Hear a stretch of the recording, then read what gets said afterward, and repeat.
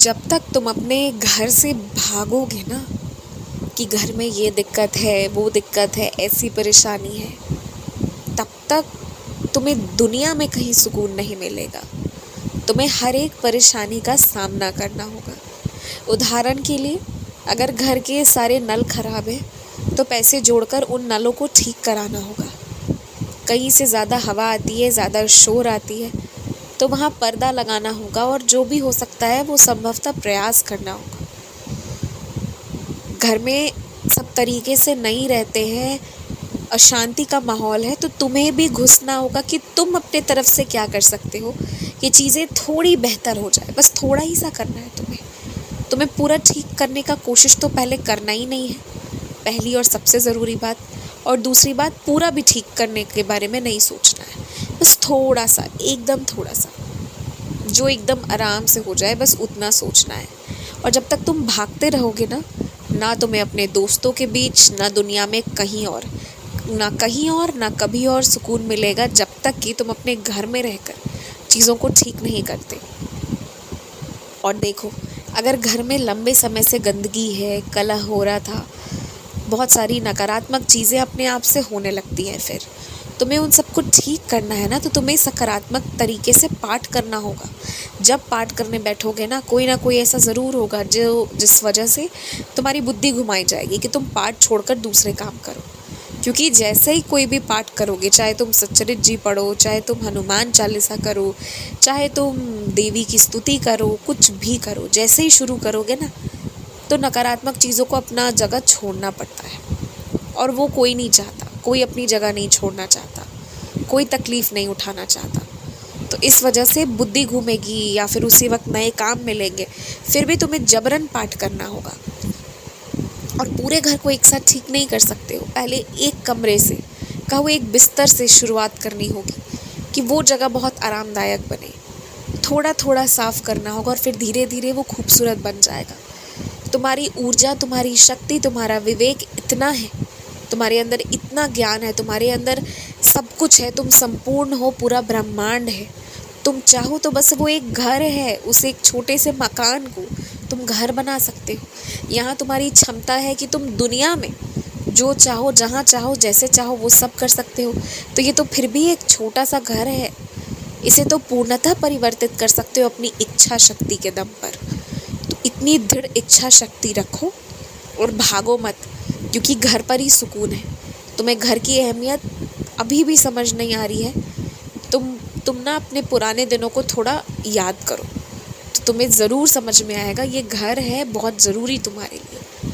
और भविष्य में तुम देखना कि तुम्हें कितना प्रेम मिलेगा, कितना सब अच्छा होगा।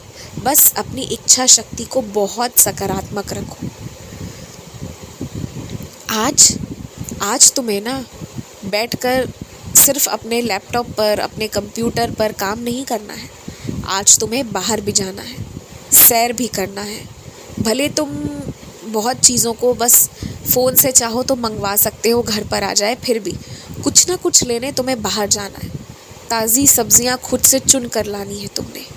तेल मसाले जो भी खर्च हो गए, ख़त्म हो गए, वो खुद से लेकर आना है।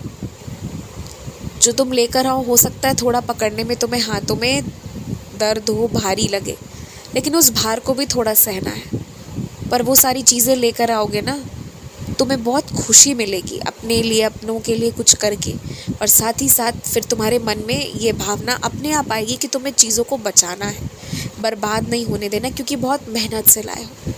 कोई भी काम जब मेहनत से किया गया होता है ना, तो उसमें शर्मिंदगी नहीं होती है, बस इंसान उसे संचय करके तरीके से रखना चाहता है। इसलिए हर एक चीज़ को मेहनत से किया जाने के लिए कहा जाता है।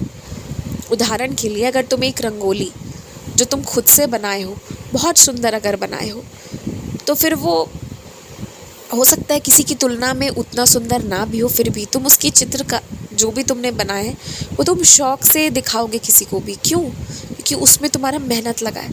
पर अगर वही किसी और की बनाई हुई चीज़ों का तुम तस्वीर खींचकर किसी और को दिखा रहे हो अपने नाम पे, तो तुम्हें झिझक होगा, वो आत्मविश्वास नहीं रहेगा, चाहे वो कितना भी सुंदर क्यों ना हो। तो बस यही बात है, मेहनत की रौनक, मेहनत की आत्मविश्वास, मेहनत की शक्ति कुछ और होती है।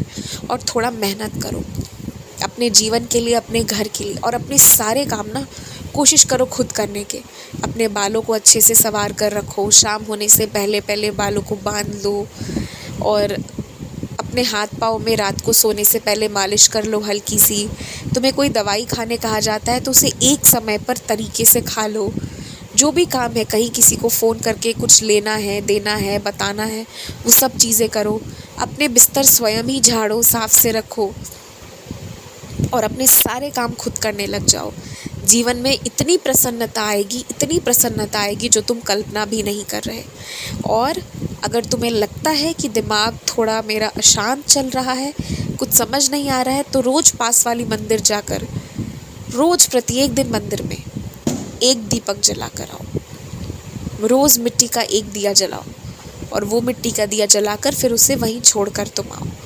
और ये काम करते रहो, थोड़े लंबे समय तक करो, और वो दीपक की शक्ति इतनी होगी ना कि वो तुम्हारे बुद्धि से नकारात्मकता हटा देगी, बेचैनी हटा देगी, डर हटा देगी, और साथ ही साथ तुम्हारे लिए राह बना देगी। एक दीपक की शक्ति ना बहुत होती है। अगर कोई सच्चे मन से आराधना करे ना, तो उस दीपक में वो अपने परमात्मा को भी बुला सकता है। कोई भी, इतनी शक्ति होती है एक दीपक, एक लौ, वो एक रोशनी बहुत चमत्कार करने के योग्य है। बस इसे थोड़ा समझना होगा, यही बात है, और नियमों का पालन करना होगा, जो कि तुम करके देखो। खूब खुश रहो।